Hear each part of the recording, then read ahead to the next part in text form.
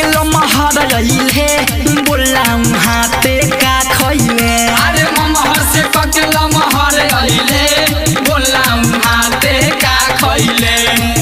अरे ओढ़नी बिछा के ते का कइले। अरे ओढ़नी बिछा के ते का खइले। अरे ममहर से के लमहर रहिले बोलाऊं हाथे का खइले। अरे ममहर से के लमहर रहिले बोलाऊं हाथे का खइले।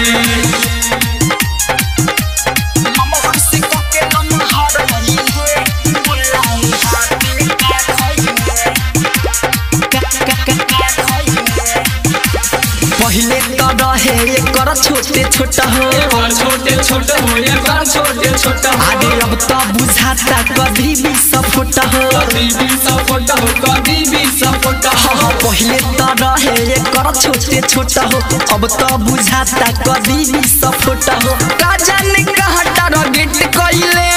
का जाने कहाँ टारगेट कइले। हाय ममहर से के लमहर रहिले बोलाऊं हाथे का खइले। अरे ममहर से के लमहर रहिले बोलाऊं हाथे का खइले।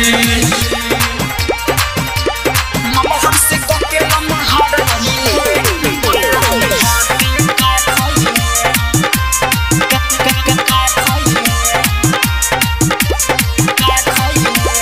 म्यूजिक बाय मुन्ना राज।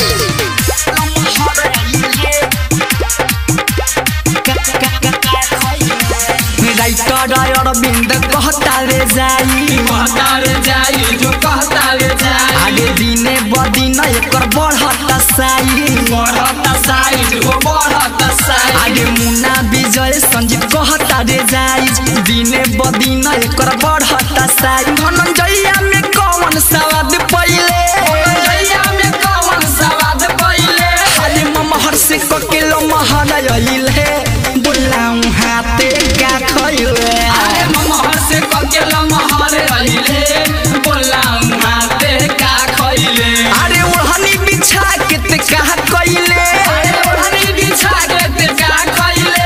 हाय ममहर से के लमहर रहिले बोलाऊं हाथे का खइले। अरे ममहर से के लमहर रहिले बोलाऊं हाथे का खइले।